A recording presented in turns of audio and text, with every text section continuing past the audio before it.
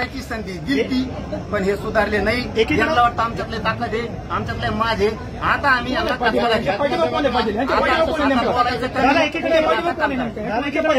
सांगितलं तुम्हाला, आता बोलायचं कमी, असं वाटतं आता करायचं जास्त. त्याला असं वाटतं का की पालकमंत्र्यांचं वचक म्हणजे पकड कमी कमजोर झाली असं वाटतं का जिल्ह्यामध्ये? आणि पकड होती का?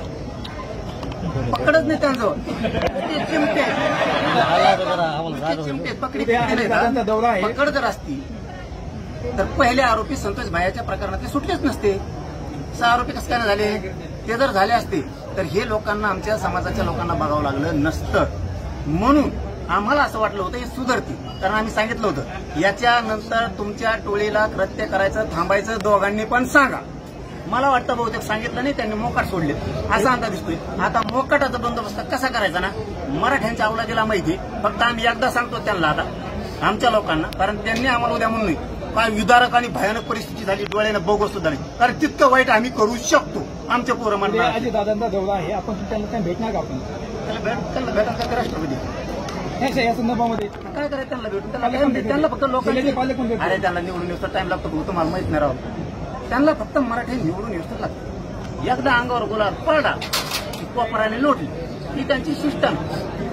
आम्ही ते घडलं त्या दिवशी त्यांच्या लोकांना फोन केला होता, पण त्यांना वेळ नाहीये गोरगरीब मराठ्यांचं काम करायला. त्याच्यामुळं ते जर तितके खुनशी येतं, ते जर तितके स्वाभिमानी, तर आम्ही तेच मराठी येत, आम्ही बी स्वाभिमानी. पुढचं पाऊल सरळ सांगितलं, भेटायचं मला वाटतं आता बंद केलेलं बरं राहील. लोक हे मारीत राहतील आणि आम्ही नुसतं भेटत राहायचं, त्याच्यापेक्षा नायनाट केलेला बरा.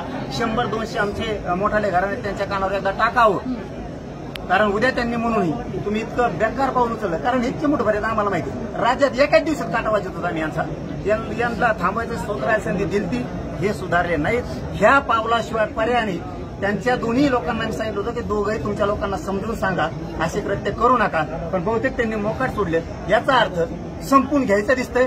आम्ही पण काही जण संपवायला तयार आहेत, त्याला नाविलाज आमचा. हे टोकाचे शब्द मी कधी वापरत नाही, पण मला जाणीवपूर्वक वापरावं लागतं, कारण आमचे लेकरं मरायला लागले की बाप रडतोय नातमध्ये, कसा जसा रडतोय त्या पोरांना उठा सुद्धा येणार. इतक्या क्रूर तुम्ही हत्या जर घडून आणणार असली तर तुमच्या ह्या सुळसुळाटाचा नायनाट आम्हाला करावं लागणार आहे. फक्त भीषण परिस्थिती आधीच होऊ नये. भयावह खूपच विदारक परिस्थिती झाली हो, डोळ्याने बघू सुद्धा नाही असं आमच्या काही लोकांना वाटू नये म्हणून त्यांच्या कानावर आम्हाला टाकणं एकदा गरजेचं आहे मला वाटतं. म्हणून बीड जिल्ह्यात मला बीड जिल्ह्यात आमच्या प्रमुखाला सांगून द्यावं, सांगायचं नव्हतं, पण ते उद्या त्याला काय असतं, त्यांना लेख आहे आपला असं वाटलं पाहिजे म्हणून त्यांच्या कानावर टाकणं गरजेचं आहे.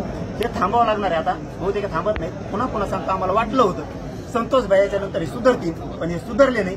होऊन जाऊ द्या, तर होऊन जाणार आहे. आता फक्त मला एकदा आमच्या प्रतिष्ठित लोकांना सांगू द्या आणि बघूच राज्यात किती येतं, तुमची टोळी केवढी घे आणि किती घे. एकाच दिवसात काटा वाजत होत बघायचं. अधिकारीच नेमायची वेळ आली का? सकाळी खासदार भेटून गेले, खासदारांनी अशी प्रतिक्रिया दिली की पळी एक एसपी लेवलचा वेगळा अधिकारी पळीसाठी असतो. सगळे बदलणंच गरजेचं. एक बदले 2 बदले एसपी साहेबांनी खाली सांगितल्याबरोबर त्या दिवशी ऍक्शन घेतली, आरोपी पण पकडले, गुन्हे पण सगळे दाखल केले. पुढच्याही काळात ते करतील. कलेक्टर साहेबांनाही मी बोलणार आहे, आता एसपी साहेबांनाही पुन्हा बोलणार आहे की मोठ्यात गेलेच पाहिजे. त्या दिवसाचं चांगलं काम केलं त्यांनी, ताबडतोब आरोपी पकडले, त्यांना फरार व्हायला जागा मिळाली नाही. पण चुकीद आहे, संतोष भाईच्या प्रकरणात जर ते 50-60 जण आरोपी केले असते तर हे मागं कार्य करायला राहिले नसते. आणि आता ही सरकार मला वाटतं थांबवत नाही आणि त्यांचे 2 लोक आहेत ते सुद्धा बहुतेक त्यांना समजून सांगत नाहीत. तर मग त्यांना जी दिवस उगवायला नको होता तो दिवस त्यांना उगवायचा वाटतो. धन्यवाद.